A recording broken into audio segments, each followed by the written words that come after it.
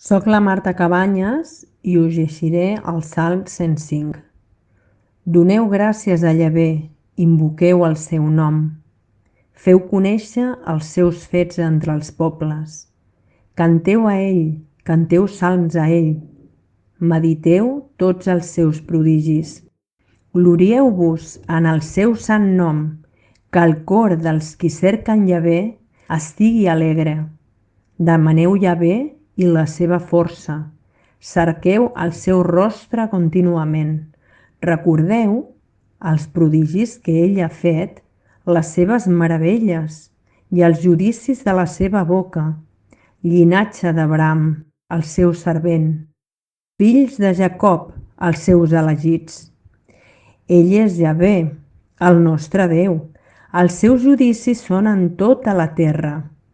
Es recorda sempre del seu pacte, la paraula que manà per a 1000 generacions, el pacte que feu amb Abraham i el seu jurament a Isaac, que ell va confirmar com un estatut de Jacob, a Israel com un pacte etern, dient: a tu et donaré la terra de Canaan com a porció de la teva heredat.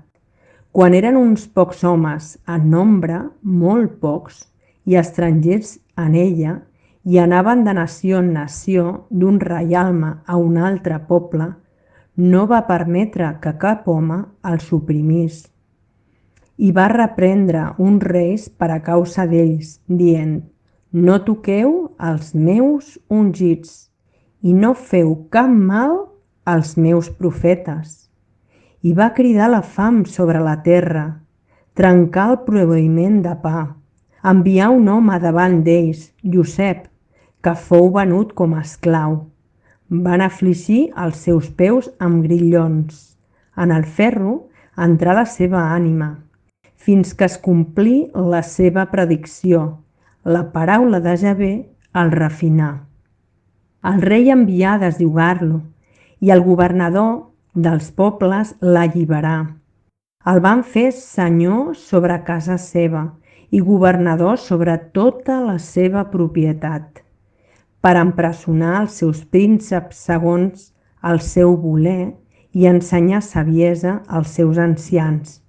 Després, Israel entrà a Egipte i Jacob sojornà a la terra de Camp. I Déu va fer el seu poble molt fructífer i el va fer més fort que els seus adversaris. Lliurà llur cor perquè odiessin el seu poble, per conspirar contra els seus servents. Envià Moisès, el seu servent, Aaron, a qui havia elegit. Mostraren enmig d'ells els seus senyals i meravelles a la terra de Camp. Envià la tenebra i va enfosquir el país, i no foren rebels a la paraula d'ell. Convertí llurs aigües en sang i feu morir llurs peixos. Llur terra s'omplí de granotes fins en les cambres de llurs reis. Parlà i vingué un eixam de tàvecs en tot el territori d'ells. Els donà pedregada per pluja, flames de foc en llur terra, i colpí llurs vinyes i llurs figueres, i destrossà els arbres de llur territori. Parlà i vingué la llagosta, i incontables cries de llangosta, i es menjaren tota la vegetació del país d'ells, i es menjaren el fruit de la terra d'ells. I va ferir tot primogènit en la terra d'ells, la primícia de tot el vigor d'ells. Però feu sortir el seu poble en plata i or, i en les seves tribus no n'hi havia cap que estigués feble. Egipte s'alegrà quan sortiren, perquè la por d'ells els havia caigut al damunt. Ell va estendre un núvol per coberta i un foc per il·luminar la nit. El poble ho va demanar, i els va fer venir guatlles, i els va saciar amb pa del cel. Ell obrí la roca i brollaren aigües, anaren com un riu pels llocs secs.